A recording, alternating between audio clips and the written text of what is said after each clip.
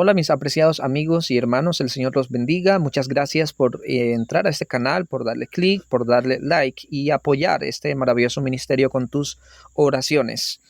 Bueno, esa es la continuación de de mi reacción al canal Tabernáculo Metropolitano. Ellos, dos señores aquí evangélicos, pastores, Carlos Maisonet y Edgar Nazario, están tratando de demostrar a su audiencia por qué los adventistas del séptimo día deberían ser considerados como una falsa religión o una secta, ¿no? Ya he reaccionado anteriormente a una parte de este vídeo, ¿no? Y ahora voy a continuarla. Antes quisiera por favor que cierres tus ojos e inclines tu rostro junto conmigo para dirigirnos a Dios. Gracias, oh Padre bendito, por darnos esta maravillosa oportunidad de poder presentar lo que tu palabra realmente enseña, de refutar falsas doctrinas, falsas creencias, argumentos contra tu santa palabra y contra tu pueblo remanente aquí en la tierra. Gracias, Señor. Por favor, bendice a la audiencia, a todos aquellos que escuchan, aquellos que están de acuerdo y también a los que no están de acuerdo con lo que voy a expresar aquí. En el nombre de Jesús te lo pido. Amén y amén. Bueno, ellos aquí están criticando el hecho de que nosotros creemos en los escritos, de que estimamos los escritos de Elena G. de White. Y escuchen atentamente, por favor, para que pueda ver la diferencia entre lo que es verdad y lo que es falso. Escuche bien, amigo, no necesitamos otra fuente de autoridad. Y además, Deuteronomio 18 establece que un profeta verdadero de Dios no puede equivocarse en ninguna de sus predicciones. Bueno, dos cositas aquí voy a criticar de este argumento que acaba de emitir este señor, ¿verdad? Dos cositas. Bueno, pero antes recuerde que el título que ellos han puesto aquí es Los Adventistas del Séptimo Día, una falsa religión, ¿verdad? Son una falsa religión. Bueno, lo cual es totalmente falso en lo que vamos a ver. Bueno, número uno, voy a criticar el hecho de que él acaba de comentar aquí, de que no necesitamos ninguna otra fuente de autoridad. Entonces, él está criticando, como ya señalé, el hecho de que los adventistas honramos los escritos del linaje de White, los tenemos en alta estima. Entonces, en ese contexto, él dice, no necesitamos ninguna otra fuente de autoridad. Ahora, si bien es cierto, la Biblia es la autoridad suprema por encima de cualquier otra autoridad, la Biblia en ningún momento niega otros tipos de autoridades en la iglesia de Dios, en el pueblo de Dios. Vamos a ver lo que dice la palabra de Dios, por ejemplo, en el libro de los Efesios, la epístola a los Efesios, el capítulo 4 y versículo 11 en adelante. Miren ustedes cómo se equivoca este señor aquí, ¿no?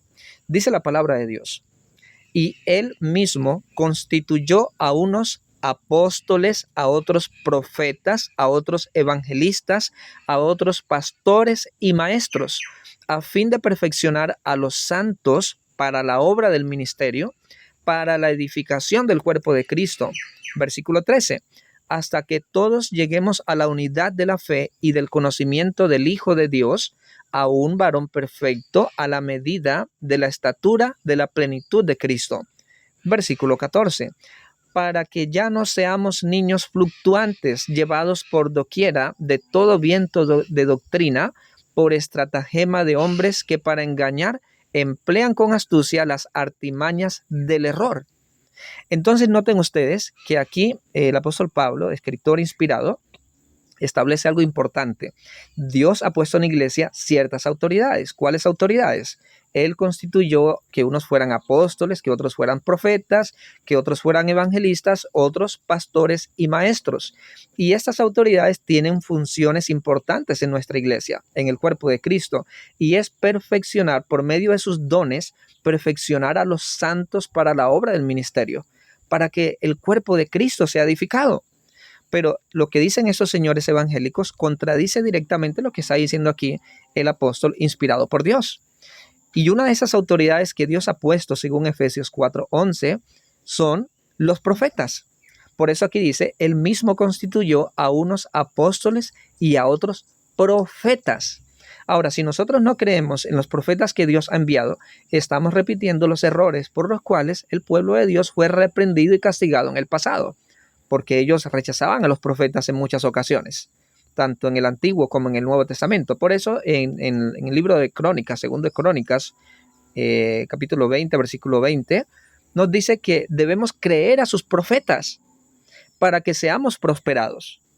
Entonces, imagínense ustedes, ¿qué consejo vamos a seguir nosotros? ¿El que dice la palabra de Dios o el consejo de estos maestros que están proclamando el error? Ahora, el segundo punto en el cual ellos se equivocan es cuando dicen que un profeta verdadero, de acuerdo a Deuteronomio 18, no puede equivocarse en sus predicciones. Y esto parece una verdad, pero es falso en realidad. Usted va a encontrar en la Biblia que los profetas son humanos al mismo tiempo. Los profetas tienen un mensaje divino que proclamar, pero al mismo tiempo ellos son instrumentos humanos sujetos al error. Con esto no estoy diciendo que un profeta está justificado para dar falsas predicciones, porque si estos señores quieren demostrar que Elena G. White es un falso profeta, porque dio, digámoslo así, falsas predicciones, ellos deben demostrarlo. ¿Qué falsas predicciones emitió Elena G. White? ¿Verdad? ¿Qué falsas predicciones? Ahora, note usted un caso de un profeta bíblico. Váyase a Jonás, por ejemplo, y usted va a encontrar que Dios le da una predicción a Jonás. Y Jonás llega con el mensaje a la ciudad de Nínive diciendo, de aquí a 40 días, este lugar será destruido, esta ciudad será destruida. Ahora, imagínense ustedes a estos dos evangélicos, Edgar Nazario y este otro señor que se me escapa el nombre, estando en aquella época escuchando la predicción de Jonás y viendo que cómo no se cumplió esa predicción. Porque recuerde que Nínive no fue destruida, Nínive fue perdonada. Ahora imagínese usted a esos dos evangélicos acusando a Jonás de falso profeta, porque no se cumplió supuestamente la predicción, ¿verdad? Porque supuestamente Jonás dio una profecía falsa, se equivocó Jonás. Pero obviamente Jonás no se había equivocado. En la percepción humana, que ignora el contexto de las cosas, que ignora la realidad de las cosas, Jonás entonces sería un falso profeta. ¿Recuerda usted a otros personajes, profetas en la Biblia, que tuvieron que corregir lo que antes habían dicho? Como aquel que le dice a un personaje bíblico, a David, por ejemplo, tú vas a construir el templo, la casa de Jehová tú la vas a construir, pero luego viene Dios y corrige a este profeta. No, y lo manda con el mensaje de nuevo, no, tú no lo vas a hacer, por diferentes razones, ¿verdad? David no podía construir la casa al Señor su Dios.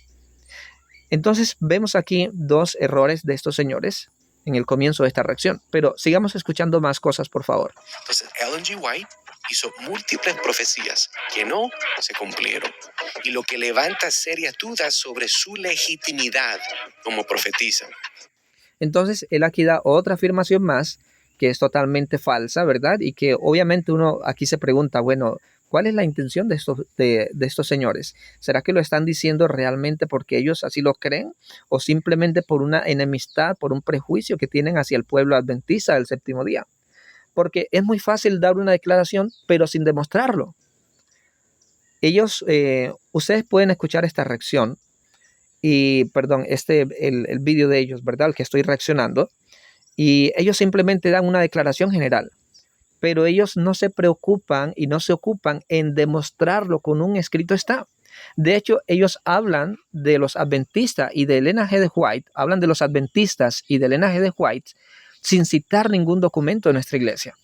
Ellos no lo citan, simplemente dan su interpretación, dan su interpretación de los datos, pero no citan las fuentes primarias. Y ahí es donde está el gran error en el cual usted no debería creer, amigo protestante, amigo evangélico. Usted no debería caer en ese tipo de error. Usted tiene que ir a las fuentes, a los lugares correctos, porque si usted no lo hace, usted podría estar dando una falsa acusación. Usted estaría simplemente calumniando, dando cabida a sus prejuicios. Y eso es prohibido por la palabra de Dios. El cristiano debe ser veraz, debe imitar a Jesús. Entonces aquí hay otro error más. Pero continuemos. Y eso es algo que tenemos que siempre considerar. El apóstol Pablo dijo una vez en Gálatas, cuando decía, ¿verdad? ¿Cómo es que ustedes han cambiado? ¿Cómo ustedes han sido, una expresión es embrujados, engañados? O sea, si yo mismo o un ángel del cielo viene y le dice otra cosa, que es lo que se ha revelado, sean anatemas. Y cuando tenemos personas, ¿verdad? Como Ellen G. White, yo obviamente no la conocí, pero sí puedo juzgarla dentro de lo que ella se autodenomina como profetisa. Si como ella funcionó como profetisa, entre comillas, no es lo que la Biblia dice que debe ser un profeta, entonces ella no es legítima, por lo tanto lo que dice no viene de Dios. Amén. Estamos de acuerdo aquí con un punto. Si al evaluar a Elena G. de White se encontrara que ella dio, digámoslo así, contradijo la palabra de Dios, la doctrina bíblica, entonces es verdad, ella no sería un profeta de Dios. Pero si ella concuerda y armoniza con lo que la palabra de Dios está diciendo, entonces no podemos acusarla de falsa profeta. Ahora, ¿quiénes son los que están proclamando un falso evangelio? ¿Verdad? Porque ellos nos acusan aquí, citando Gálatas, de proclamar un falso evangelio, acusan a Elena G. de White de proclamar un falso evangelio, pero simplemente ellos no lo demuestran. Ellos sencillamente están dando una acusación así general. Eso cualquiera lo hace. Ahora, yo puedo decir, mi querido amigo y hermano, que nuestros amigos las doctrinas de nuestros amigos evangélicos, protestantes, católicos, etcétera, sí son contrarios al evangelio. ¿Por qué? Porque casi cada doctrina o muchas de sus doctrinas van en una contradicción así descarada a lo que la palabra de Dios dice. Por ejemplo, el cuarto mandamiento nos manda a guardar el Shabbat. Nuestros hermanos evangélicos, en su mayoría, dicen que es un mandamiento dado solamente a los judíos, cuando la palabra de Dios dice que el sábado fue dado para el ser humano, en Marcos capítulo 2 y versículo 27. Otro ejemplo, la palabra de Dios enseña que hay un santuario en el cielo, que el santuario es un lugar en el cielo, como lo enseña Hebreos el capítulo 9, como lo enseña Apocalipsis capítulo 11 y versículo 19, Apocalipsis capítulo 15, ¿verdad? Hay un santuario en el cielo. Nuestros amigos evangélicos, influenciados por diferentes pensamientos no bíblicos, afirman que no existe ningún santuario en el cielo, ninguna construcción, un tabernáculo, un edificio en el cielo. Eso no existe, que eso representa al cielo mismo. Pero los escritores lo presentaron como un lugar en el cielo donde Cristo, nuestro sumo sacerdote, ha entrado allí. Otro ejemplo, la palabra de Dios desde Antiguo y Nuevo Testamento proclaman la vigencia de la ley de Dios. Nuestros amigos evangélicos proclaman la abolición de la ley de Dios, el decálogo, ¿no? Incluyendo el sábado, que la ley está abolida supuestamente. Entonces, ¿quiénes son los que están proclamando un evangelio diferente? El apóstol Pablo en Gálatas habla de que es anatema aquel que proclama un evangelio diferente al que ellos proclaman, al que los apóstoles han proclamado. Pero en el evangelio que proclamaron los apóstoles, ellos pusieron en alto la ley de Dios. Hablaron del santuario celestial. Hablaron de que los muertos nada saben. Nuestros amigos evangélicos en su mayoría afirman que los muertos sí saben, que los muertos siguen vivos, que solo la mitad de su existencia muere, de su vida muere, pero la otra mitad continúa viva y quemándose en un infierno o disfrutando de la gloria antes que Cristo venga. Entonces, esto es muy discutible, mi apreciado. Continuemos. Supongamos que para ilustrar esto que estamos viendo, supongamos que compras un mapa para un viaje importante. Si ese mapa tiene errores, vas a perder rumbo. No vas a llegar a tu destino. De la misma manera, los adventistas dependen de los escritos de White como un mapa espiritual, pero el problema aquí, Edgar, y amigo que me escuchas, los errores y contradicciones con las escrituras desvían a estas personas del verdadero evangelio. Entonces, aquí detectamos otro error más, otro viento de doctrina falsa, ¿verdad? ¿Dónde los adventistas, pregunta clave, en dónde los adventistas o nuestra iglesia adventista enseña que los adventistas dependemos de los escritos de Elena G. White como un mapa espiritual? ¿Dónde se lo enseña? Esas palabras suenan interesantes, ¿verdad? Los adventistas dependen de los escritos de Elena G. White como un mapa espiritual, pero ¿dónde se lo enseña? Cuando usted va a nuestra literatura, cuando usted escucha nuestros temas de predicación, nuestros temas doctrinales, usted va a escuchar lo contrario a lo que ellos están diciendo. Los adventistas creemos que la palabra de Dios es suficiente para mostrar la salvación al ser humano. Las escrituras enseñan que Dios ha puesto maestros, profetas, etcétera, etcétera, cosa que están negando estos señores aquí. Ellos están negando el don de profecía. Entonces, ¿quiénes son los que están proclamando algo contrario a la palabra de Dios?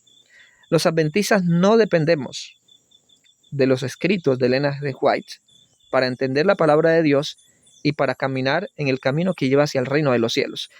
Sin embargo, apreciado, porque usted aquí se puede preguntar, bueno, ¿y entonces para qué tienen los escritos del linaje de White? Es sencillo. ¿Para qué Dios ha puesto profetas en su iglesia? Efesios dice, para la edificación del cuerpo de Cristo. Porque un profeta te va a corregir usando la palabra de Dios. La función de un profeta no es ser independiente a la Biblia, no es crear otro evangelio. La función de un profeta de Dios es dirigirte a la palabra de Dios.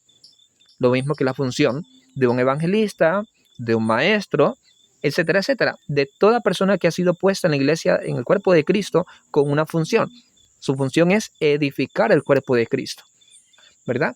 Entonces, pero continuemos, aquí vamos desenmascarando las acusaciones infundadas de nuestros amigos. Ahora, aceptar a Ellen G. White o cualquier persona que se autodenomine al nivel que lo que estoy diciendo es escritura y es palabra de Dios y que esto tiene que añadirse y va por encima de la Biblia. Miren qué terrible. Yo sinceramente no puedo creer lo que acabo de escuchar, ¿verdad? ¿Dónde ha dicho Elena G. White, en cuál de sus escritos o en qué literatura adventista se encuentra la idea de que los escritos de Elena G. White están por encima de la palabra de Dios? Porque sí, los mensajes que Ellen White transmitió a la iglesia por inspiración, nosotros creemos que son palabra de Dios. Por supuesto, es obvio. Si ella es un profeta de Dios y recibió un mensaje de Dios para transmitirlo a la iglesia, entonces ese mensaje puede considerarse palabra de Dios.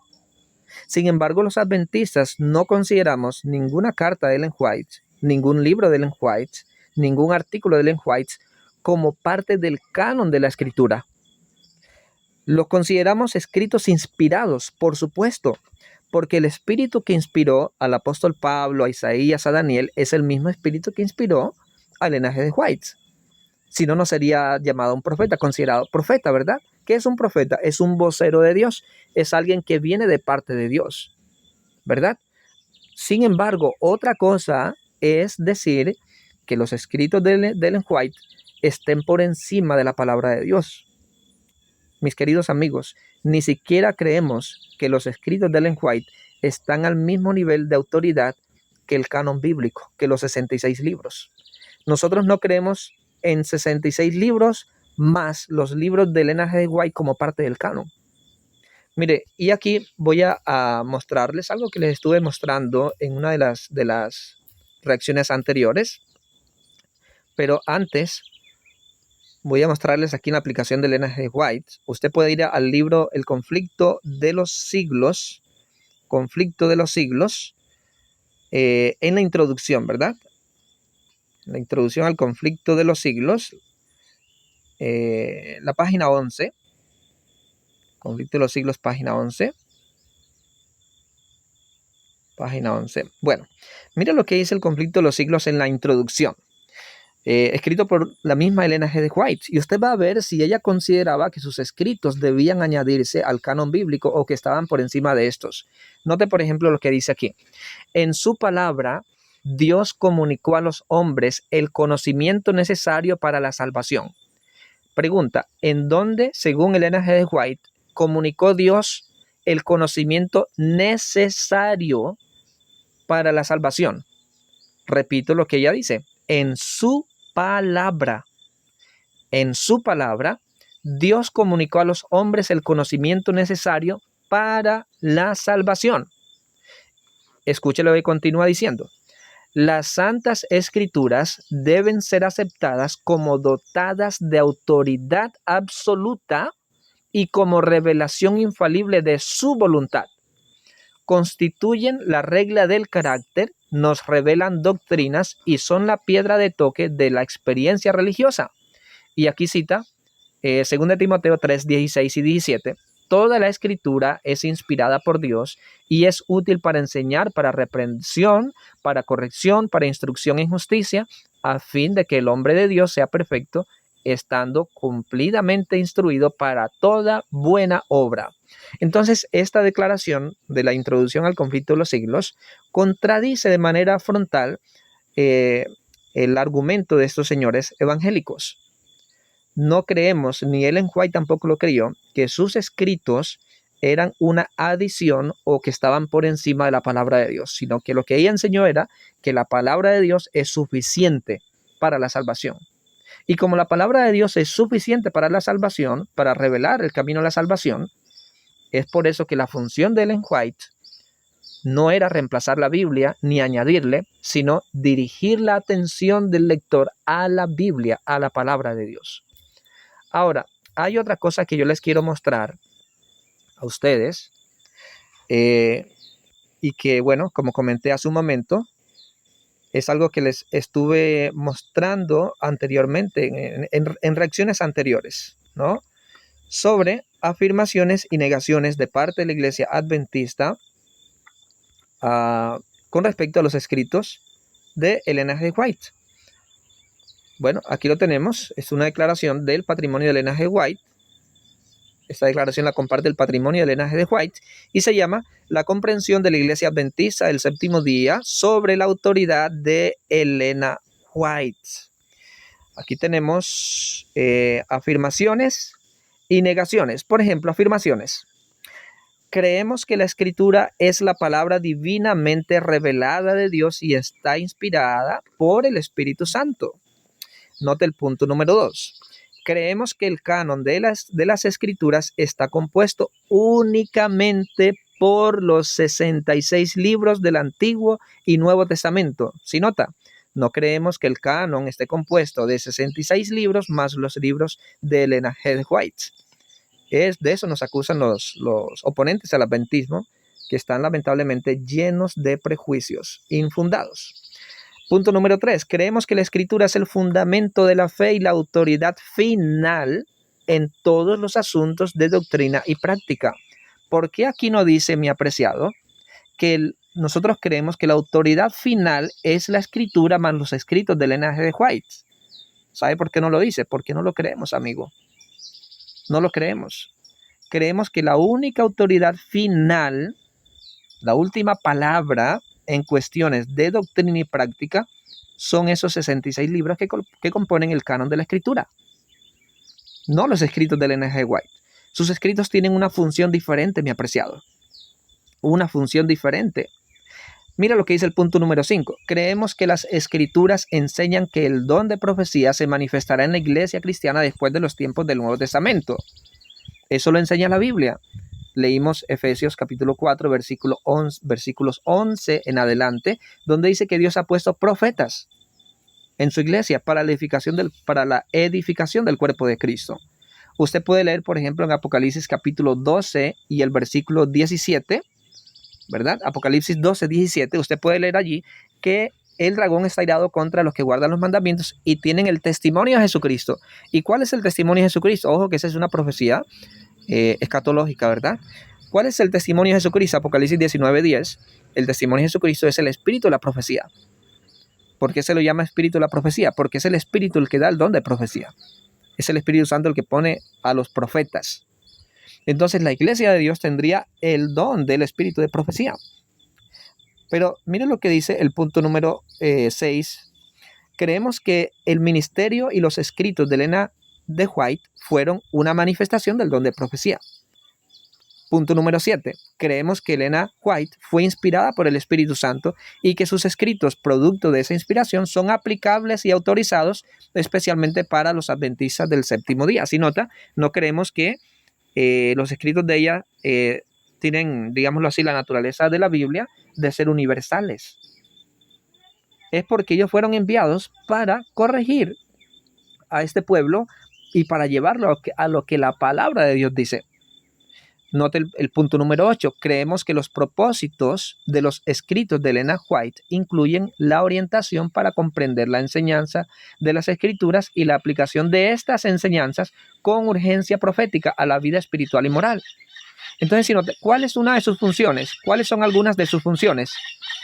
Orientarnos para comprender la enseñanza de la Escritura y también aplicar las enseñanzas de las Escrituras con urgencia profética.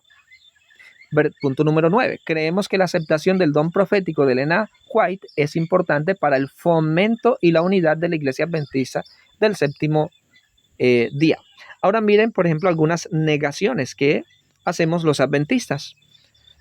Punto número 1. No creemos que la calidad o el grado de inspiración en los escritos de Elena White sea diferente al de las escrituras.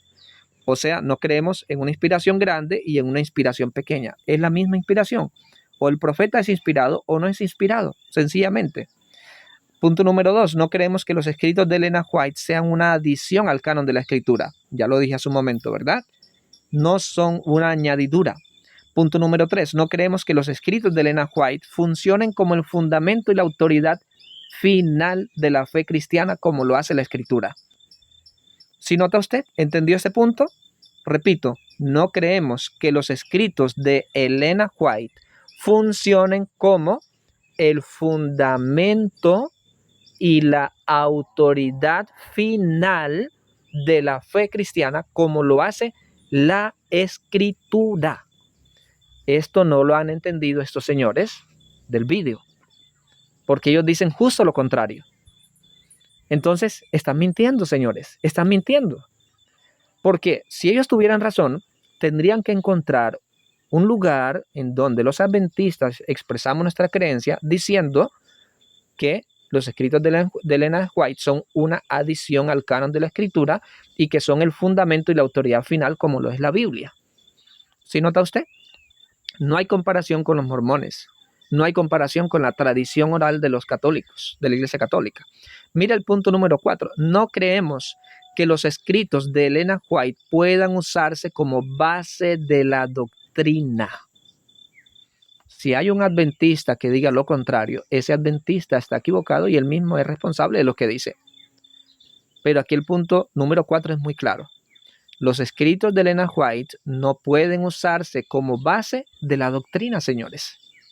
Punto número 5. No creemos que el estudio de los escritos de Elena White pueda utilizarse para reemplazar el estudio de las escrituras. Un adventista que lea solo escritos de Elena White o que los ponga en primer lugar y la Biblia la deja en segundo plano, está equivocado. Está equivocado. Punto número 6. No creemos que la escritura pueda entenderse solo a través de los escritos de Elena White. Entonces es falso cuando estos señores dicen que los escritos de Elena White funcionan como un filtro para entender la escritura. Es totalmente falso. Punto número 7. No creemos que los escritos de Elena White agoten el significado de las escrituras.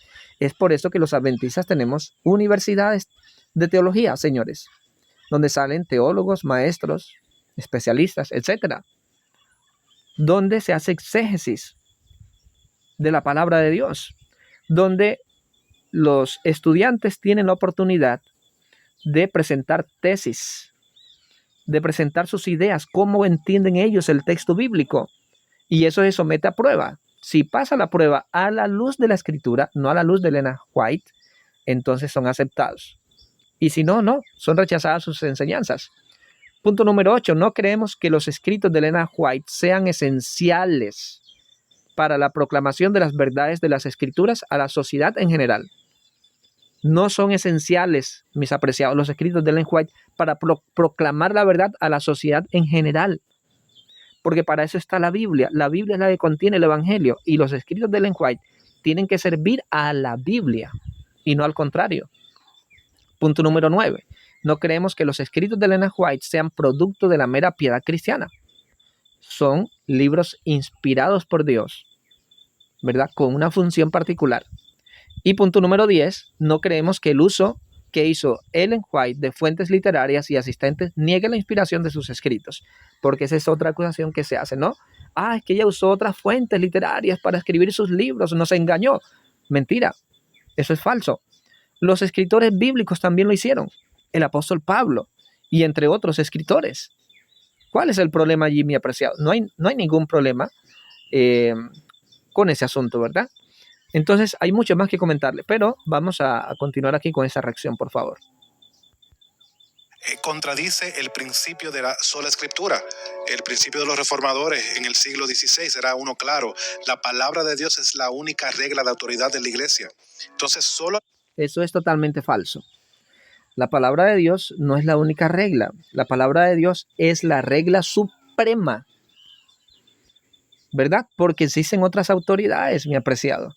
Pero todas estas autoridades, como los profetas, los maestros, los evangelistas, los pastores, están sometidos a la autoridad suprema, que es la palabra de Dios, que es la Biblia.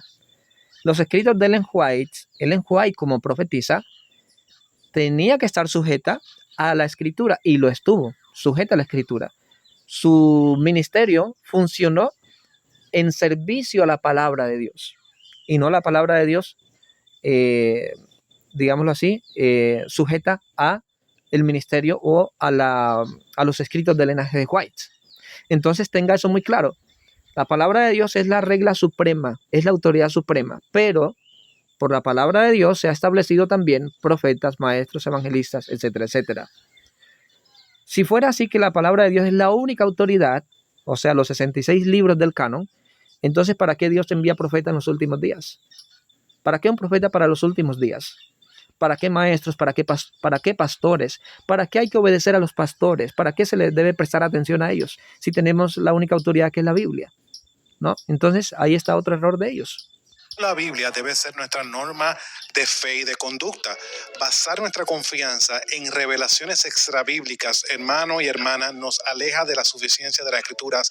Hebreos capítulo 1 es claro. Mira, antes que él cite Hebreos capítulo 1, ¿verdad? Creer en los profetas, mi querido amigo y hermano, y respetar y prestar atención a los diferentes líderes que Dios ha establecido en su cuerpo, Efesios 4:11 en adelante, no contradice el principio de sola escritura en ninguna manera. Lo que contradice el principio de sola escritura es inventar nuevas doctrinas, nuevas creencias que contradicen la palabra de Dios. Lo que contradice el principio de sola escritura es una enseñanza o una práctica que va en contra de la clara enseñanza establecida por la palabra de Dios.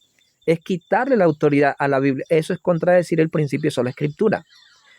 Porque la misma escritura, ¿verdad?, es la que establece profetas para todos los tiempos, señores. Es la que establece pastores, maestros, evangelistas, los diferentes líderes en el cuerpo de Cristo hasta que Cristo venga. Es la misma escritura, es la misma escritura. Entonces, ¿de qué manera va a contradecir el principio de sola escritura creer en un profeta? Si la misma escritura te dice, creed en sus profetas y seréis prosperados. Escuchad a los profetas. Entonces, ahí vemos claramente cómo ellos se equivocan, ¿verdad? Cada vez, hermanos, que nuestros amigos, estimados amigos evangélicos, oponentes al adventismo, tratan de contradecir al pueblo, las doctrinas adventistas, vemos cómo se equivocan, cómo se caen sus argumentos por su propio peso. Y queda aún más demostrado todavía que el pueblo adventista es un pueblo basado en la Biblia, en la palabra de Dios. Continuemos. Dios decidió hablar por los profetas y en última instancia por medio de su Hijo. No hay otro profeta. Obviamente sí, los pastores cada domingo tienen un rol profético, hablan la palabra de Dios, pero no es en ese rol que lo estamos viendo en la Escritura, de que eso que está diciendo ahí, tienes que ponerlo al mismo nivel de la palabra de Dios. Entonces, ¿quién ha dicho que lo que dice Ellen G. White está puesto al mismo nivel que la palabra de Dios? Si nota, eso es algo que está solamente en la cabeza de ellos. Pero los adventistas no enseñamos que los escritos de Ellen White estén al mismo nivel en autoridad que la palabra de Dios. En la reacción anterior a este video, mi querido amigo, yo te invito a revisarla. Allí te muestro un cuadro, ¿verdad?, comparativo, un cuadro de escala de autoridad, de las autoridades que Dios ha puesto. Y vemos que Ellen G. White, sus escritos, no están en el mismo nivel, en ese cuadro, no están en el mismo nivel en que están los escritores canónicos, los profetas canónicos. Ellen White está en otro nivel. Los escritos, la autoridad profética de Ellen G. White es una autoridad profética circunscrita a la palabra de Dios. Circunscrita a la palabra de Dios. Eso quiere decir que sus escritos tienen que estar sujetos y tienen que ser probados con los libros que están en el canon bíblico, con los 66 libros. Es en ese nivel que la tenemos.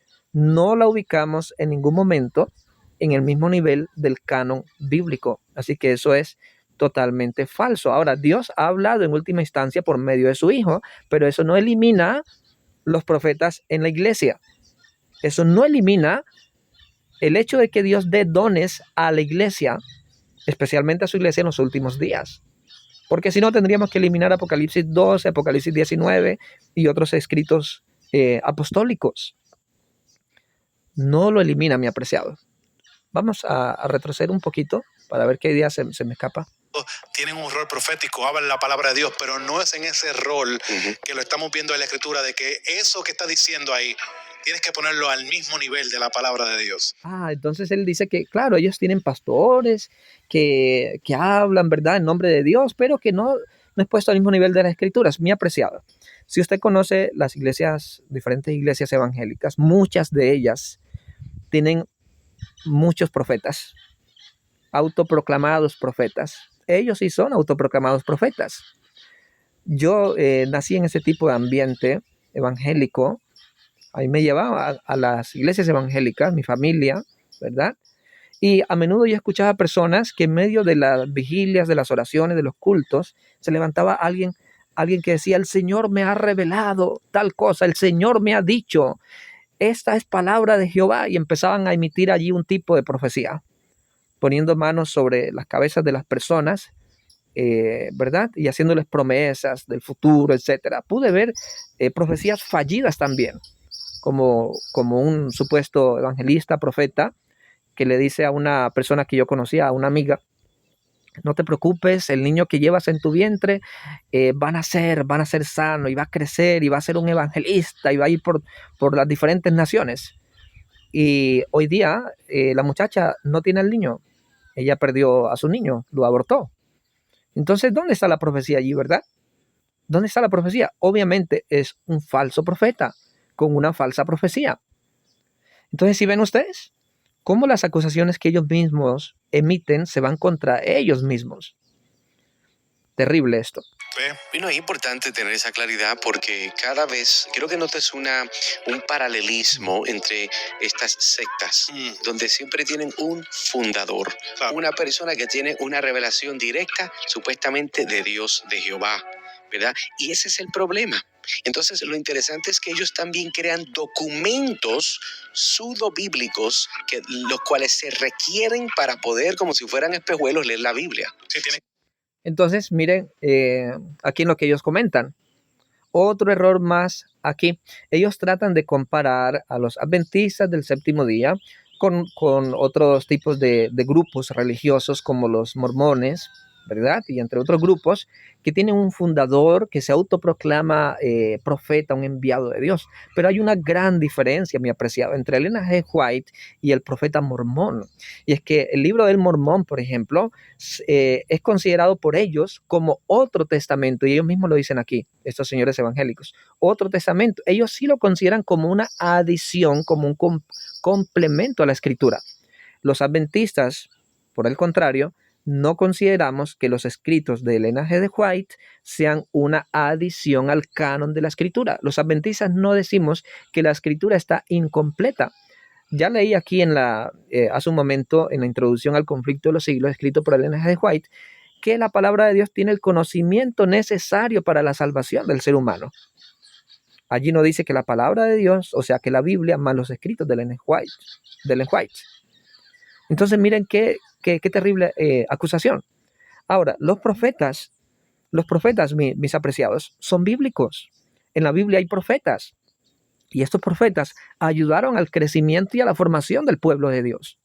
¿Qué problema hay con eso? ¿Verdad? Lo importante es mirar qué fue lo que ellos enseñaron y comparar sus enseñanzas, sus doctrinas con la palabra de Dios. Si son doctrinas nuevas, si son doctrinas contradictorias con la palabra de Dios. Tremendo. Para tú entenderla tienes que usar esto, si no, no la vas a entender. Lo mismo pasa que con otras. Y esa es otra cosa. Ya leí ahorita en las afirmaciones y en las negaciones algo contrario a lo que ellos están aquí diciendo. No creemos que los escritos de Elena G. White sean, en otras palabras, un filtro para entender la escritura. Los adventistas, por ejemplo, no decimos: si tú quieres entender la Biblia, tienes que leer los escritos de Ellen White. No, señores. ¿En dónde decimos eso? Acabé de leer en el documento de afirmaciones y negaciones que los escritos de Ellen White no son una interpretación infalible de la palabra de Dios. No lo son. Los escritos de Elena de White funcionan como una orientación para entender la palabra de Dios, ¿verdad? Pero no agotan el significado de la palabra de Dios. Eso lo acabé de leer. No agotan el significado de las escrituras. Y por eso tenemos instituciones que enseñan teología. Personas que tienen la posibilidad de presentar sus propuestas de interpretación. Y nunca nuestras universidades y nuestras iglesias nunca exigen que cualquier propuesta teológica tiene que estar supeditada por un así dice Elena G. de White. Eso existe en la cabeza de nuestros hermanos evangélicos, pero no existe en nuestra enseñanza adventista, señores. Entonces, ahí es donde yo muchas veces, afortunadamente, yo salí de las filas de los evangélicos, ¿verdad? Ahora soy un adventista del séptimo día, pero de vez en cuando yo pensaba lo siguiente y decía, bueno, voy a prestar más atención, quizás yo, como decía en el pasado, ya en el presente no, ¿verdad? Quizás yo no los haya entendido correctamente, ¿no? Y vaya, me ponía a prestar atención, pero cuando escucho estos tipos de juicios que ellos hacen, de acusaciones, de argumentos, yo lo que veo es acusaciones falsas. Porque yo voy a la documentación adventista del séptimo día y veo lo contrario a lo que ellos están diciendo. Ellos dicen, para los adventistas, el NHD es la regla suprema. Pero yo veo que el pueblo adventista acá me enseña, no. La regla suprema es la palabra de Dios, es la Biblia. Los escritos de Ellen White están suscritos a la Biblia. Entonces, ¿cómo esperan ellos, nuestros hermanos evangélicos, que creamos a sus doctrinas si sus doctrinas consisten en falsas acusaciones? Sus argumentos consisten en falsas acusaciones. Así no se puede. Religiones, por ejemplo, cuando hablamos del libro de Mormón, cuando hablamos del mormonismo, no fuimos tal vez en mucho detalle, pero ellos tienen el libro de Mormón y se cree que el libro de Mormón es otro testamento del Señor Jesucristo. Perdónenme ustedes, eso es blasfemia. Entonces, cuando vemos una falsa religión, una secta, como usted quiera llamarla, algo que lo va a llevar al infierno, para ser más claro, usted tiene que entender que hay ciertos rasgos que son claros y esto es uno de ellos. Cuando una persona dice, así dice el Señor, y contradice la palabra bíblica revelada, aprobada, que es lo que usted tiene en su mano, esa persona no tiene el Espíritu Santo, esa persona no viene de Dios, esa persona viene directamente del infierno para engañarlo y usted pierda la bendición de poder tener comunión y salvación en Cristo Jesús. Amén. Entonces, miren ustedes cómo ellos siguen abundando en sus falsas acusaciones, ¿verdad? No hay comparación, y ya esto ya lo refuté, ¿verdad? No hay comparación entre Ellen White y el mormón. Porque, como ya dije, los mormones consideran que hay un tercer testamento escrito por su profeta. Los escritos de Ellen White no son considerados por los adventistas como un complemento de la escritura. No creemos en un tercer testamento, señores. No creemos en un tercer testamento, ni en un cuarto, ni quinto, ni sexto, etc. Creemos que la Biblia completa es de 66 libros, el canon cerrado. No creemos en un canon abierto. Entonces aquí vemos cómo tratan de conquistar a las personas hablando mentiras acerca de los adventistas del séptimo día. Es totalmente falso. Por eso ellos no son capaces de citar un solo documento adventista para sustentar su acusación. ¿Por qué? Porque sencillamente no lo van a encontrar. No lo van a encontrar.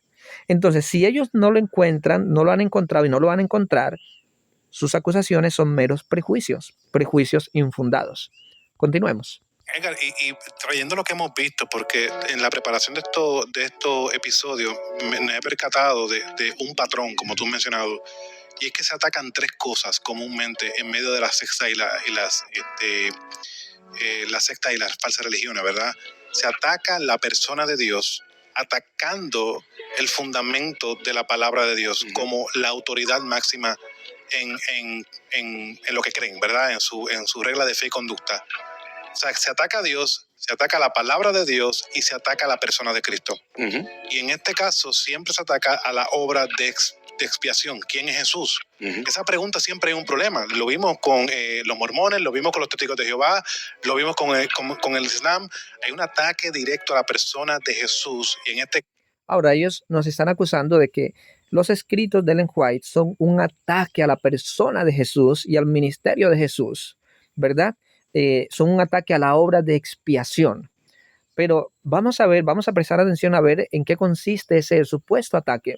Porque cuando usted va a los escritos, la realidad es esta. Cuando usted va a los escritos de Ellen White, yo le invito, por ejemplo, amigo evangélico, amigo no adventista, yo le invito a que revise libros como El Camino a Cristo, El Deseado de todas las gentes, cualquier libro de Ellen White, ¿no?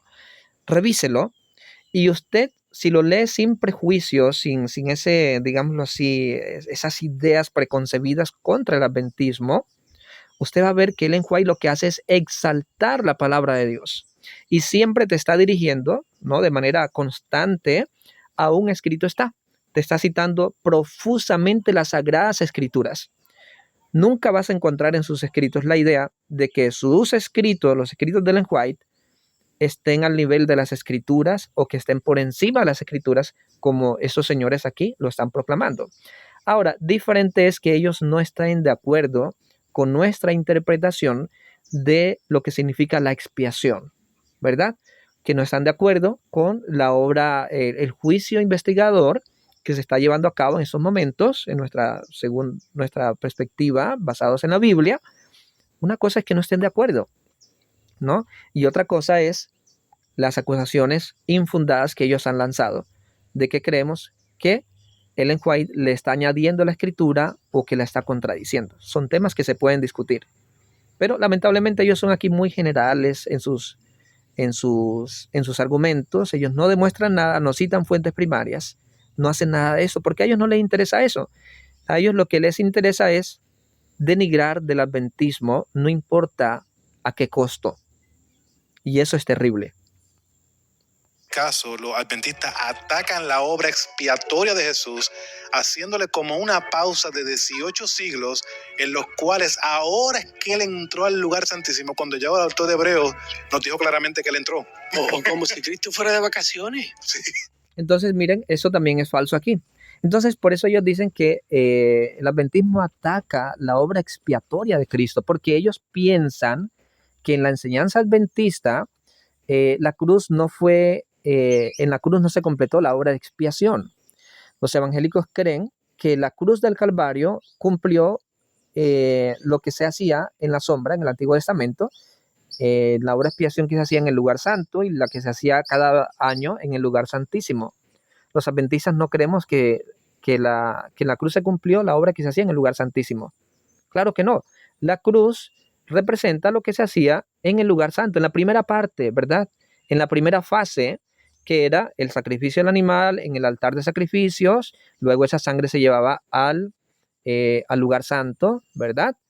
Administrada por el sacerdote, y que la obra que se hacía en la segunda fase, una vez al año, que era el Yom Kippur, representaría lo que Jesús fue a hacer al ascender al cielo a partir de 1844, lo que Jesús inició a hacer, ¿verdad? Jesús ascendió al cielo, el santuario fue inaugurado, el santuario celestial, pero a partir de 1844, Cristo inició su obra de purificación del santuario.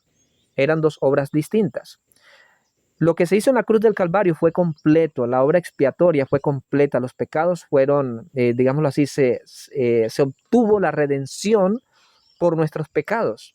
El ser humano obtuvo la oportunidad de ser salvo en la cruz del Calvario, pero la obra que se hizo en la cruz del Calvario habilita a Jesús para ejercer la función que está ejerciendo en estos momentos. La Biblia dice que Él intercede por nosotros y dice Hebreos que Él ascendió al cielo para ser sumo sacerdote, para purificar el santuario celestial, porque las cosas celestiales necesitan purificación, dice Hebreos capítulo 9.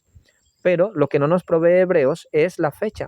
¿A partir de cuándo se inició a purificar el santuario? Esa fecha nos la provee el libro de Daniel, capítulo 8 y versículo 14, ¿verdad? y también junto con el capítulo 9, donde nos dice que hasta 2300 tardes y mañanas y luego el santuario sería purificado. Y esas 2300 tardes y mañanas se cuentan con la fecha de 1844, es decir, se cumplen en 1844. A partir de esa fecha inicia Jesús la purificación del santuario celestial, ¿verdad? A partir de esa fecha. Entonces, bueno, pero esa es una profecía que merece un video aparte, mis apreciados. Pero con eso no están de acuerdo ellos. Sin embargo, lo encontramos en la Biblia, totalmente expresado. Mire, hermano, nosotros nos reímos no porque estamos burlándonos. mofándonos. Es que no tiene sentido. Es que usted se ríe. Por cierto, cuando nosotros nos reímos de algo, es una expresión de coherencia neurológica. Usted dice, es que esto no tiene sentido. O sea, es una expresión donde decimos, esto no cuadra. ¿Cómo es que alguien puede pensar eso cuando la información es totalmente clara? Eso es lo que estamos diciendo nosotros y creo que es importante mientras lo consideramos. Bueno, algo que ellos dijeron también hace un momento es que los adventistas contradecimos con nuestra interpretación de la expiación, contradecimos el hecho de que, según ellos, la Biblia enseña que Cristo entró en el lugar santísimo cuando ascendió al cielo, pero la Biblia no dice eso en ningún lugar. Usted va a encontrar eso, claro, en algunas traducciones, que Cristo entró al lugar santísimo con su sangre, pero en realidad lo que la Biblia enseña es que Cristo entró al santuario, porque ese es el argumento del apóstol, que Cristo entró al santuario celestial, el cual es superior y más grande y más amplio que el santuario terrenal. Lamentablemente, algunas versiones han traducido mal allí la palabra santuario y lo han puesto, en vez de santuario, han puesto lugar santísimo. Pero ese no es el argumento del escritor, ¿verdad? Ese no es el argumento del escritor. La correcta traducción es que Cristo entró al santuario con su propia sangre, ¿no? Vamos a ver un momentito, allí escrito en Hebreos capítulo 9, ellos aquí en este argumento no lo están citando, pero vamos a la epístola a los Hebreos, capítulo 9, vamos a ver, me parece que está en el versículo 13 en adelante, o versículo 23. Miren lo que dice el versículo 23 en adelante. Dice, fue pues necesario que las figuras de las cosas celestiales fuesen purificadas así. O sea, las figuras de las cosas celestiales era el tabernáculo terrenal, ¿verdad?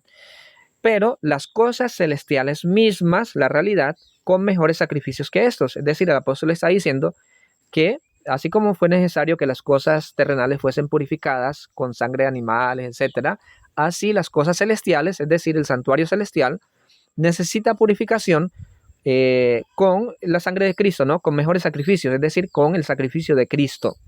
Necesita purificación. Bueno, el apóstol no nos está dando la fecha cuando esto se cumpliría. Para eso tenemos que acudir a Daniel capítulo 8, versículo 14. Versículo 24 dice aquí, porque no entró Cristo en el santuario hecho de mano. Mire que él está hablando del santuario, no de un lugar del santuario, sino del santuario. Porque no entró Cristo en el santuario hecho de mano, figura del verdadero, sino en el cielo mismo para presentarse ahora por nosotros ante Dios. Y no para ofrecerse muchas veces, como entra el sumo sacerdote en el lugar santísimo cada año con sangre ajena.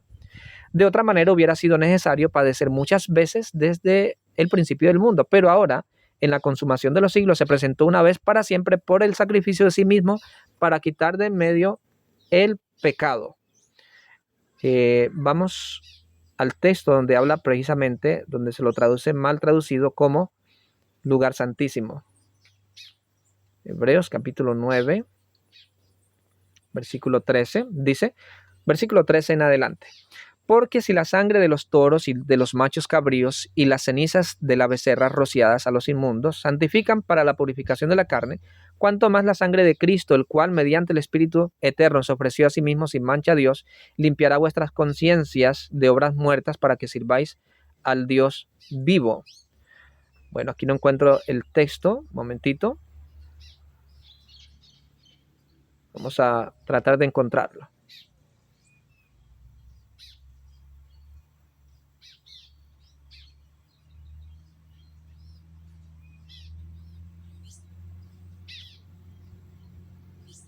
Vamos, bueno, aquí está, miren. Versículo versículo 12, dice, y no por sangre de machos cabríos ni de becerros, sino por su propia sangre, entró una vez y para siempre en el lugar santísimo, dice, habiendo obtenido eterna redención. Pero aquí la palabra para lugar santísimo está mal traducida. Aquí la palabra correcta es que entró en el lugar santo. Por eso algunas versiones lo traducen, entró en el santuario. Por eso en algunas versiones se traduce como santuario en vez de lugar santísimo. Y dice el versículo 13, porque si la sangre de los toros y de los machos cabríos y las cenizas de la becerra rociadas a los inmundos santifican para la purificación de la carne, cuanto más la sangre de Cristo, el cual mediante el Espíritu Eterno se ofreció a sí mismo sin mancha a Dios, limpiará vuestras conciencias de obras muertas para que sirváis al Dios vivos, ¿no? Entonces, no es que Cristo entró cuando ascendió directamente al lugar santísimo para hacer purificación del santuario. Cristo entró al santuario celestial, mi apreciado, entró al santuario. Y al final de las 2300 tardes y mañanas de Daniel 8:14, según Daniel 8:14, se iniciaría entonces la purificación del santuario. ¿Sabía usted que antes de funcionar el tabernáculo en la Biblia, en el antiguo tabernáculo, primero se tenía que inaugurar? Y es lo mismo que Cristo hace. Cristo asciende al cielo, se inaugura el santuario celestial y después entra en funcionamiento, mi apreciado. A partir de 1844, el final de las 2300 tardes y mañanas, se inicia la purificación del santuario. Entonces eran dos fases que se hacían en el santuario terrenal. Y así funciona en la realidad, con dos fases también. Para los evangélicos no existen dos fases, sino solamente la cruz de Cristo nada más, en el Gólgota. Es decir, que en la teología evangélica la sombra debería funcionar solamente hasta el altar de sacrificio, pero no habría entonces el lugar santísimo. Ese es el error de ellos ahí, ¿no? Ellos son los que contradicen a la Biblia, los que le quitan a la Biblia. Pero continuemos. Pero quiero dar varias aplicaciones, hermano. Para nosotros entender esto, debes de profundizar en el estudio de la palabra de Dios. La palabra de Dios es suficiente para tu vida espiritual. Amén. Es el medio de gracia que Dios ha escogido y todo lo que abarca lo que hacemos tiene que guiarse por medio de la palabra de Dios. Por lo cual nos lleva a evaluar cualquier enseñanza a la luz de las Escrituras, no en tradiciones humanas. Mantente alerta ante líderes que afirman tener autoridad divina, pero contradicen la Biblia. Y también descansa, en último lugar, en la verdad de que Dios nos ha dado todo lo necesario en su palabra para la vida y la piedad. Ahora hay que... Bueno, allí no hay ningún problema, no hay ninguna contradicción con nosotros, porque esto mismo queremos nosotros, ¿verdad? Que todo tiene que ser sometido a la palabra suprema, a la autoridad suprema, que es la Escritura, la palabra de Dios. Incluso los escritos de Ellen White tienen que ser sometidos a la Escritura. Y eso se hizo desde el pasado. Por eso fue que la aceptamos como profeta, porque las pruebas fueron abrumadoras. No podíamos rechazar a los profetas como hicieron muchas veces los judíos. Entonces no hay problema allí. Continuemos. Vamos a continuar en nuestro tercer punto. Ya hemos visto claramente que los adventistas del séptimo día, la palabra de Dios no es suficiente para ellos y también tienen problemas con la obra expiatoria de Cristo. ¿Qué más podemos decir? Entonces vemos dos puntos falsos, totalmente falsos, ¿verdad? Ellos dicen que lo demostraron, ¿verdad? Que somos falsos por eso, ¿no? Pero ellos no demostraron nada. Porque número uno, lo que sí se demostró con documentación es que para los adventistas y para el linaje de White, la Escritura es la regla suprema de autoridad, no los escritos del linaje White.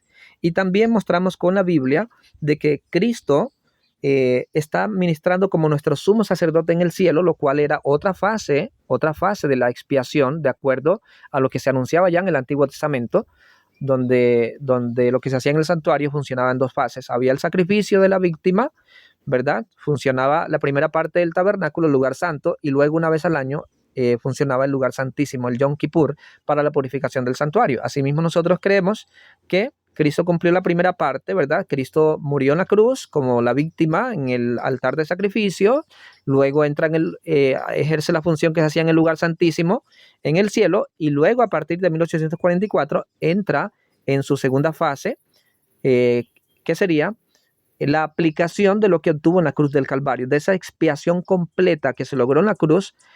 Ahora se aplica a la vida del creyente en el lugar santísimo y se inicia a purificar el santuario, tal como se anunciaba En la escritura, en la sombra, en el Antiguo Testamento. Pero esto no lo anuncian ellos, por supuesto. Por eso sus creencias no son bíblicas. Para considerar a los adventistas del séptimo día como una falsa religión? Bueno, es porque ellos añaden cargas legalistas. Ellos añaden, vamos a decirlo de esta forma, ellos tienen un énfasis legalista en el sábado y las leyes dietéticas. Bueno, ahora el tercer punto de ellos para calificarnos como falsa religión es que tenemos una carga legalista sobre el sábado y las leyes dietéticas. Ahora, si obedecer el cuarto mandamiento que manda a observar, a santificar el sábado, séptimo día de la semana, y si ajustarse al consejo de Dios de Levítico 11 y Deuteronomio 14 de no comer carnes inmundas, es una carga legalista. Yo prefiero ser legalista, mi apreciado. Prefiero ser llamado legalista, porque es la palabra de Dios quien me la está mandando. Es la palabra de Dios la que me dice, acuérdate del sábado para santificarlo, 6 días trabajarás y harás toda tu obra, pero el séptimo día es de reposo para Jehová tu Dios. Es la palabra de Dios la que me dice, no consumas el cerdo, no consumas el conejo, no consumas el camello, son carnes inmundas. Es la palabra de Dios. Entonces, diríamos que la palabra de Dios es legalista. Esa acusación se estaría yendo directamente contra la palabra de Dios, mi apreciado. Tenga mucho cuidado con eso. Explícame un poquito más sobre eso. Mira, el adventismo insiste que los cristianos están obligados, aquí es la primera banderita roja, obligados a observar el sábado como día de reposo y a seguir las leyes dietéticas del Antiguo Testamento. Ahora, ¿son los adventistas los que enseñamos que el cristiano debe guardar el sábado y las leyes dietéticas? ¿O es la palabra de Dios? Por cierto, no fuimos los adventistas del séptimo día los que escribimos Deuteronomio 14 ni Levítico 11 con respecto a las leyes dietéticas. No fuimos los adventistas los autores de los 10 mandamientos, incluyendo el cuarto mandamiento. Fue Dios, mi apreciado. Entonces, ¿tú crees que Dios te está poniendo cargas que no puedes llevar? ¿Tú crees que Dios es legalista? ¿Quiere un pueblo legalista? Mucho cuidado con eso. Ojo, porque una cosa es lo que diga el hombre y otra cosa es lo que dice la palabra de Dios. Entonces, estas prácticas, Carlos, son presentadas como esenciales para, aquí está otra banderita roja, agradar a Dios. Bueno, ¿qué quieren ellos decir con esto, verdad? ¿Qué documento adventista están citando ellos para decir que estas prácticas, los adventistas consideramos que son esenciales para agradar a Dios? ¿Por qué los adventistas creemos que la ley, que el cristiano guarda la ley o la debe guardar? Por lo que la palabra de Dios dice. San Juan 14:15 nos dice, si me amáis, guardaréis mis mandamientos. ¿Y quién dijo esas palabras? Fue el mismo Jesús. Si me amáis, guardaréis mis mandamientos. Lea, por ejemplo, San Juan capítulo 15, donde muestra que el cristiano que ama a Jesús se ajusta a su palabra y guarda sus mandamientos. Lea Apocalipsis, el libro Apocalipsis 14:12 y Apocalipsis 12:17, donde habla de la importancia de guardar la ley de Dios. Lea Primera de Juan capítulo 3, donde dice que el pecado es la transgresión de la ley de Dios. Entonces, no somos los adventistas, mis apreciados, los que nos inventamos la cuestión del sábado y de las leyes dietéticas.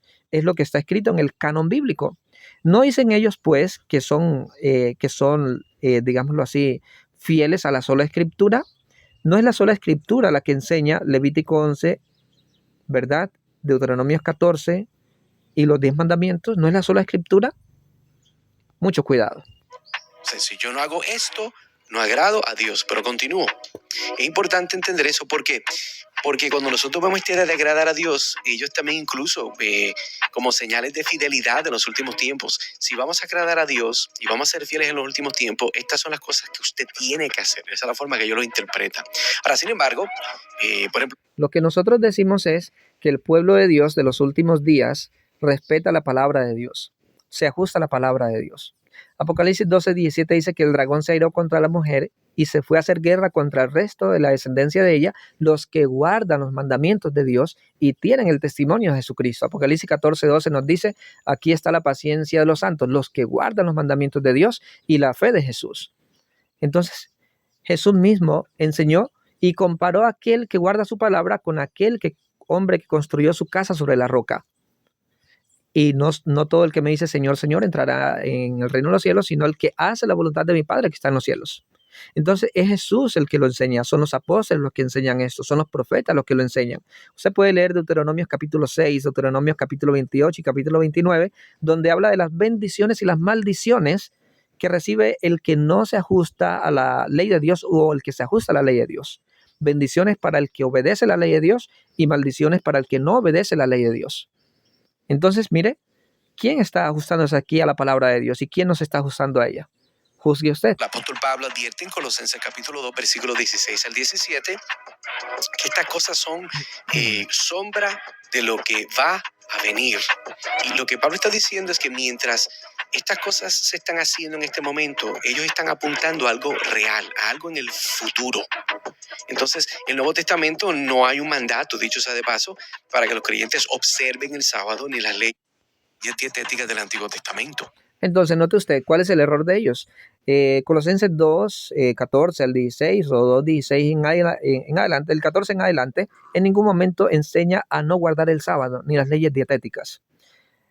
Colosenses 2, cuando habla del sábado o de los sábados, se refiere a los sábados diferentes al sábado del cuarto mandamiento. ¿Sabía usted, mi apreciado amigo y hermano no evangélico, que aparte del cuarto mandamiento que viene de la creación y como parte de la creación, Génesis 2, del 1 hasta el 4, aparte de eso, usted va a encontrar sábados, días solemnes, que eran días de reposo, que eran shabbats, que eran sábados, que tenían que ver con rituales, con comidas, con bebidas, con fiestas, con celebraciones, rituales, y que apuntaban al sacrificio de Jesús. Cuando Jesús muere en la cruz del Calvario, esos sábados, con sus comidas y bebidas rituales, tuvieron su fin.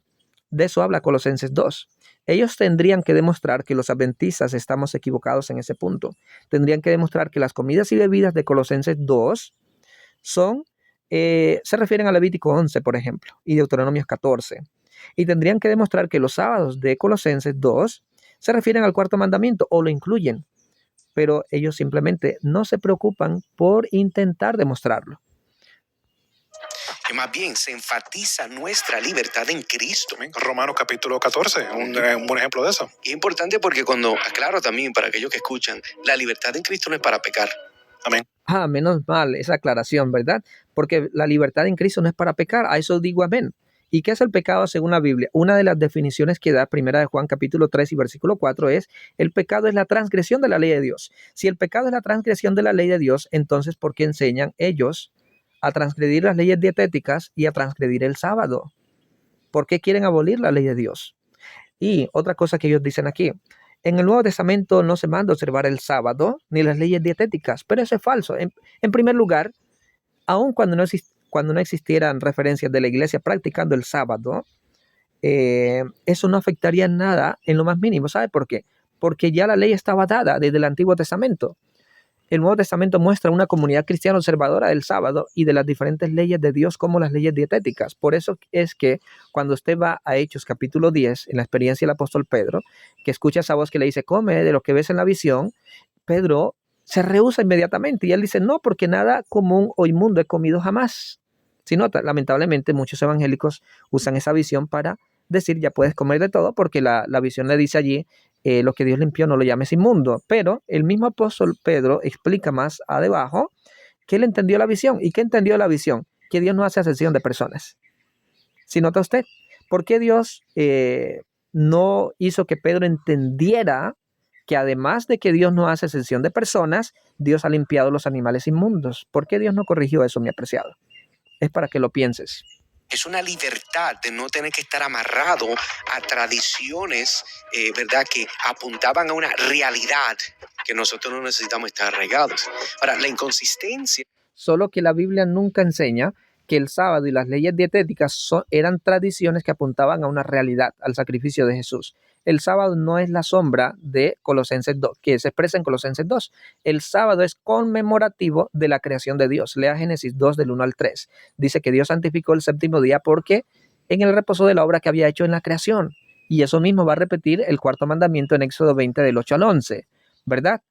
Entonces las leyes dietéticas de Levítico 11 y Deuteronomio 14 tampoco apuntan a una realidad, porque no eran una sombra, eran leyes dietéticas, tenían que ver con la salud de la persona, no eran leyes rituales, no eran leyes que que apuntaban a una redención o algo así por el estilo, como si lo hacían los sacrificios de los corderos, de los bueyes y las diferentes abluciones que se hacían con respecto al santuario terrenal, ¿no? Entonces, lamentablemente hay una mala comprensión en esos puntos. En estas prácticas es similar a los judaizantes en el libro de Gálatas, quienes querían imponer la ley mosaica a los gentiles. Por eso Pablo llama a esto otro evangelio, y él mismo advierte que quienes lo predican están bajo anatema. Eso de acuerdo a Gálatas capítulo 1, versículo 8 y 9. En otras palabras, Es totalmente falso esa afirmación. En primer lugar, Gálatas no habla de personas queriendo imponer la ley mosaica, la ley de Moisés, a los cristianos. Gálatas está hablando de personas que se apegan a la ley para ganar la justicia, para obtener la justicia. Mientras que Pablo en Gálatas presenta el verdadero evangelio. ¿Cuál es el verdadero evangelio? Que ya tenemos libertad en Cristo. Los Gálatas, los oponentes en Gálatas presentan una teología, una escatología todavía futura, en donde ellos aún no tienen, digamos, la libertad, aún no han sido libertados, no tienen la libertad, no tienen la justificación, pero que esa justificación, según ellos, la alcanzan cuando obedezcan la ley, cuando obedezcan la Torá, cuando obedezcan el nomos, la Torá. Pablo allí está enseñando, no es así. No es así, porque ya Cristo vino, ya Cristo fue presentado como crucificado y en él, mediante la fe, tenemos la justificación. Eso es lo que presenta. Pablo no está combatiendo allí, por ejemplo, la idea de obedecer la ley en Gálatas. No lo está combatiendo, mi apreciado.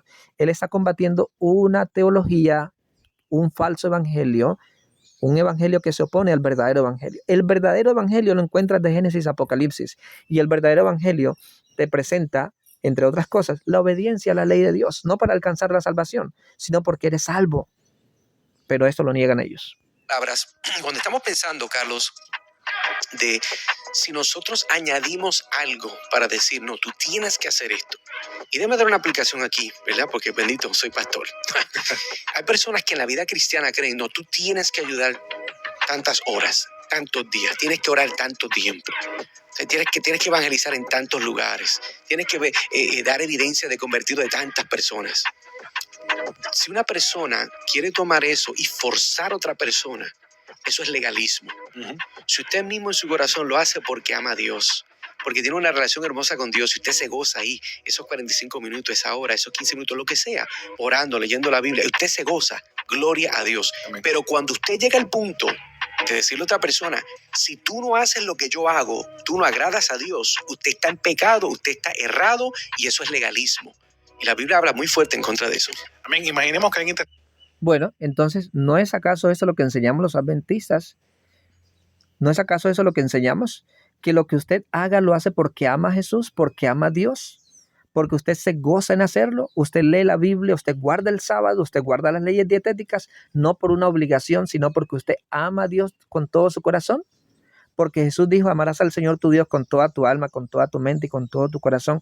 Y eso lo hizo repitiendo o citando el Antiguo Testamento, que mandaba a guardar las leyes también basados en el amor. Note usted que esos señores interpretan la idea de obedecer la palabra de Dios, los mandamientos de Dios, como un legalismo. No es eso lo que queremos decir los adventistas, señores. No es eso. Los adventistas, ¿por qué hoy hacemos, digámoslo así, se predica en contra de la idea de no guardar el sábado, en contra de la idea de no ajustarse a las leyes dietéticas? ¿Por qué? Porque el mundo cristiano, que debería estar enseñando y practicando la palabra de Dios, está haciendo lo contrario. Y siempre tiene que levantarse el remanente de Dios para denunciar el pecado, mi apreciado. Para denunciar el pecado, para denunciar el falso fundamento. Ese es el objetivo, mi apreciado. Ese es el objetivo. Regala un auto, un coche, un carro nuevo, pero te exige lo siguiente: te voy a dar un carro, pero te voy a exigir que camines junto a él empujándolo para que te funcione. Ay, bendito. Una chatarra me diste. De manera similar, el adventismo presenta un evangelio en que la gracia de Cristo debe ser empujada por nuestras propias obras, negando la libertad que Él nos da. Hermano, Cristo nos ha libertado del yugo de la ley. Vaya, esos señores lamentablemente, y aquí dan evidencia despampanante de no conocer la doctrina adventista. No la conocen, señores. No han leído, no han escuchado lo que los adventistas enseñamos. Ellos, al parecer, están repitiendo como loros lo que sus líderes les enseñaron en sus seminarios, ¿verdad? Que imagino que fueron a algún seminario a estudiar alguna cosa, ¿no? De teología. Pero en lo que se refiere al adventismo, no saben nada, totalmente analfabetas, señores. Y lo digo con mucho respeto. Los adventistas no enseñamos que tú ganas la gracia de Dios. Primero, Dios te da su gracia, Dios te libera primero del pecado, Dios perdona tus pecados, Dios te salva gratuitamente, y como resultado de eso, y por amor y agradecimiento, tú obedeces la palabra de Dios, la ley de Dios. Siempre ha funcionado de esa manera, mi apreciado, siempre ha funcionado. Si no fuera así, ¿para qué Dios dio su ley entonces? ¿Para qué Dios la proclamó? ¿Para qué la proclamó? ¿Para qué el Nuevo Testamento nos presenta un pueblo y se nos dice, aquí están los que guardan los mandamientos de Dios? ¿Por qué la Biblia dice, los idólatras no entrarán en el reino de los cielos? ¿No está haciendo énfasis en la ley de Dios? Eso no es legalismo, mi apreciado. Pero, repito, si obedecer los mandamientos de Dios es legalismo, entonces prefiero ser un legalista hasta morir, hasta que Cristo venga. Capítulo 5, versículo 1. Él la cumplió perfectamente. Amén. Lo que Dios requería, Él lo cumplió. Insistir en guardar un día, insistir en guardar leyes dietéticas como requisitos para salvación, hermano, contradice directamente el Evangelio de la Gracia. Y estoy totalmente de acuerdo. Si alguien insiste en que guardar el sábado y las leyes dietéticas o cualquier ley para ganar la gracia de Dios, para ganar la salvación, está totalmente equivocado. El problema es que esta es una falsa acusación contra los adventistas que estos señores están haciendo, ¿no? Entonces, por eso yo digo, ellos no han leído las creencias adventistas. No conocen qué es lo que los adventistas creemos. No sé de qué clase de adventistas están hablando, ¿no? En todo caso. Entonces, miren, qué lamentable. Ahora, ¿por qué ellos solamente cuando dicen, no, tú no te ganas la salvación por el sábado y por las leyes dietéticas? ¿Por qué también no mencionan las otras leyes? ¿Por qué no mencionan los diezmos? ¿Por qué no mencionan el primer, el segundo, el tercer mandamiento, el 10º mandamiento? Porque ellos le están apuntándose al sábado y las leyes dietéticas. Pero en realidad tú no te ganas la salvación por ningún acto que tú hagas, que tú lleves a cabo, por ningún mandamiento que tú cumplas, ni por ir a culto, ni por orar más tiempo que otros. No, la salvación es por gracia la salvación. Pero eso no significa que porque la salvación sea por gracia, eso no significa que tú no vas a obedecer la palabra de Dios, lo que está expresado en sus mandamientos. Ahí es donde vemos una teología muy oscura de parte de las iglesias, de muchas iglesias cristianas, ¿no? Y créanme, esto tiene que ser mostrado con la palabra de Dios, porque muchas personas sinceras hay allá, ¿no? Y bueno, a su debido tiempo, ellos van a ver y van a salir. Y van a salir, ¿verdad? A unirse al verdadero redil de Dios. Estas prácticas pueden ser opcionales como una cuestión de conciencia, pero no puede imponerse como obligatorias. Ahora, hermano, ¿cómo aplicamos esto? A ver. ¿Qué fue lo que dijo este personaje? Vamos a ver un momentito. No escuché bien, vamos a escuchar. Hermano, contradice directamente el Evangelio de la Gracia. Estas prácticas pueden ser opcionales como una cuestión de conciencia, pero no puede imponerse como obligatorias. Estas prácticas pueden ser opcionales. ¿Usted cree que la ley de Dios es algo opcional? Cuando Dios dijo, acuérdate del sábado para santificarlo. Cuando Él dijo, trabajarás 6 días, pero el 7º día es de reposo para Jehová tu Dios. ¿Él le estaba dando una opción a su pueblo o le estaba dando un mandamiento? Un mandamiento no es una opción, mi apreciado. El mandamiento no dice, si tú quieres, santifica el sábado. Si tú quieres, trabaja 6 días y si quieres, descansa el 7º día. Él no dijo, si tú quieres, no tengas dioses delante de mí, dioses ajenos. Si tú quieres, no codicies la mujer de tu prójimo. Si nota usted lo oscura que es ese tipo de teología que presentan esos dos señores, son opcionales, pero no se pueden imponer, dice. Un corazón transformado no obedece la ley porque se le imponga, sino por amor. Obedece la ley por amor. El amor es el cumplimiento de la ley, mi apreciado. Ahora, hermano, ¿cómo aplicamos esto? Abraza la libertad. Qué hermoso a veces. Yo me doy cuenta como a veces los cristianos viven un poco cargados. Hermano, Cristo te ha hecho libre. Ujú. Obviamente, no es caer en el extremo, que es el legalismo, caer en el extremo, que es el libertinaje. Cristo te ha hecho libre para que ahora te sometas a Él. Ujú. Como Es correcto, mi apreciado. Si ven ustedes la contradicción, entonces predican contra la ley de Dios, predican contra los mandamientos de Dios, pero al mismo tiempo dicen que no es un libertinaje, es que eres libre para que te sometas a Jesús, a Cristo. Pero ¿cómo das evidencia de que te sometes a Cristo? ¿No es obedeciendo lo que la palabra de Cristo? ¿Y no enseñó Cristo los 10 mandamientos? ¿Qué le dijo al joven rico? ¿No le citó el decálogo? ¿No citó Jesús en varias ocasiones el decálogo? El apóstol Pablo no citó el decálogo también en Romanos 13:8 en adelante. Miren qué absurdo, ¿no? Caen en el absurdo, señores. Entonces tú no obedeces a Cristo por legalismo, sino porque tú lo amas, ¿no? Y algunos quieren establecer que la ley, que Cristo tiene una ley diferente al Antiguo Testamento, pero la Biblia me enseña que Cristo es el autor de la ley en el Antiguo y el Nuevo Testamento. Porque la Biblia dice que todas las cosas fueron hechas por medio de Él y para Él. Y nada de lo que ha sido hecho sin Él fue hecho. Entonces no puede haber digamos, una separación entre una ley de Cristo y la ley de Dios como si fueran dos cosas distintas. Cristo participó como autor en todo lo que se ha hecho. Dice San Juan capítulo 1 y también Colosenses capítulo 1, ¿verdad? Y también Hebreos capítulo 1. Entonces miren qué terrible. Voy a ir terminando esta reacción. con nuestro Señor y Salvador. Usa tu libertad para glorificar a Dios, no como una excusa, como mencionó Edgar, para pecar. Ahora, en tercer lugar, no juzgues a otros por cuestiones de días o dietas, sino vive en unidad con los hermanos en Cristo. Ese es el comentario. No juzgar a otros, estoy de acuerdo. Pues, no podemos juzgar a otros porque no guarden el sábado, porque no coman, no se ajusten a las leyes dietéticas, como también no se puede juzgar a otros por guardar el sábado y por ajustarse a las leyes dietéticas. No juzgar a otros no significa que tú estás libre para no obedecer la ley de Dios. No juzgar a otros no significa que tú no vas a denunciar el pecado que el profeso pueblo de Dios cometa, ¿verdad? ¿Acaso los profetas no denunciaron el pecado? ¿No denunciaron la violación del sábado? ¿Han leído ustedes el libro de Nehemías? ¿Han leído a Isaías, a Jeremías? ¿Han leído las palabras de Dios reprendiendo a su pueblo por violar su santa ley, señores? Qué terrible, ¿no? Yo un tipo de teología de esa no la prefiero, no la quiero de ninguna manera. Por favor, amigo y amiga, yo te agradezco mucho por escuchar ese contenido, esta reacción. Espero que seas honesto en tu corazón, en el fondo de tu corazón. Tomes la palabra de Dios, te liberes de tanto prejuicio, ¿verdad? Que muchas veces los líderes ponen en las mentes, y te des una oportunidad, porque la oportunidad es para ti.